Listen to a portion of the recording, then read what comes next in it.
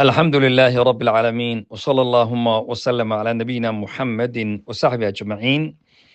ودرسي سيديدات بإذن الله تبارك وتعالى يا كتاب كني إغاثة اللهفان من مسايد الشيطان ولي waxaan ku jirnaa qaybtii maradul qalbi iyo calaamaadka lagu gartaa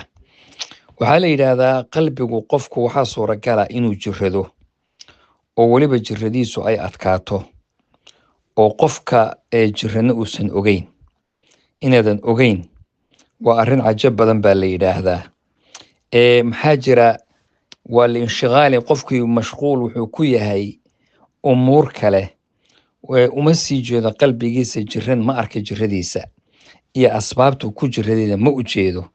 waxaa suuragala qad yamuutu inuu dhintaaba suuragala qalbigii wa saaxibuhu laa yashcur bimowti waxaana suuragala qalbigaagii dhintay inaadan ka warqabin ayaa suuragala waxaa la yidhahdaa calaamada lagu garto inuu qalbigaagii dhintay adna aadan ka warqabin waxaa ka mid a laa tulimuhu jaraaxaatu lqabaa'ix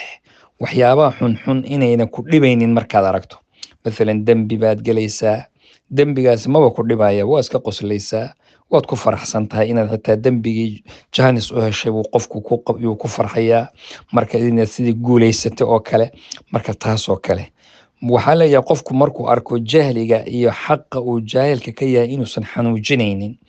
caqaa'id iyo waxyaaba baatilan uu aaminsan yahay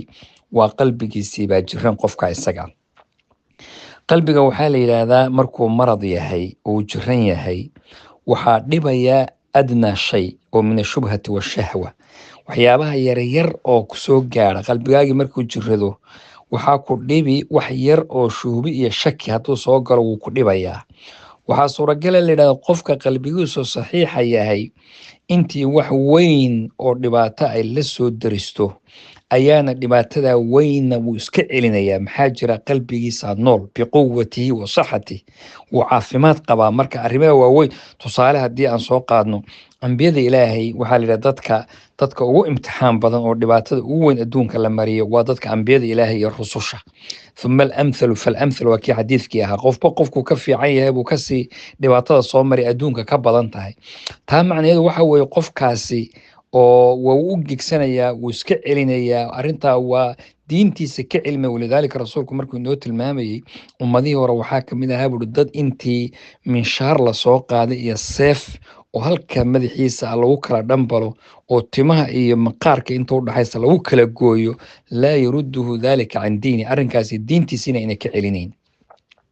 meesha maanta laga yaabo annaga haddii wax yar laynagu sameeyo ama dhibaato yar kusoo gaadhay aad aragta qaar badanoo intay noloshii ku yaro adkaatay islaamka ka baxaya ama ka tegaya aad aragtay marka maradul qalbi waa nooc baa la yidhaahdaa oo qofku uusan xanuunsan laa yata'allamu bihi saaxibuhu fi lxaal ruux markuu qalbiga ka jirado xanuun ma dareemaysid maxaa jira haddii aad xanuun dareemi lahayd waxaa la yidhi qofku waa dee dadaali lahaa oo dhakhtaru cararo inta sameeyo wadarta ruuxu markuu xanuunsan waxbuu sameeyaa laakiin ba haddaadan xanuunba dareemaynin haddee maba dareemaysidba waxa ku hayana ma ogey walidaalika ayaa nooca ugu adag oo ugu dhibaato badani waxaa la yidhi waa shay ku hayo oodan adiguna dareemaynin marka kaasaana qofkii isaga ah waa akhtar waxyaabaha ugu khatar badan weeyaan ilaajka iyo dawadana hadda waxa ugu fiican waxaa la yidhaahdaa waa rususha ilaahay iyo culimada iyo khayrka iyo diinta oo la raaco taasaa tabiib waa qalbiga isaga caafimaad u noqonaya qalbigu qad yata'allam bima yata'allamu bihi albadan waxaa suuragala baa lahi waxa uu qofku ku xanuunsada maqaarkiisa iyo jirkaagani waxa uu dhibaya isagana way dhibayaan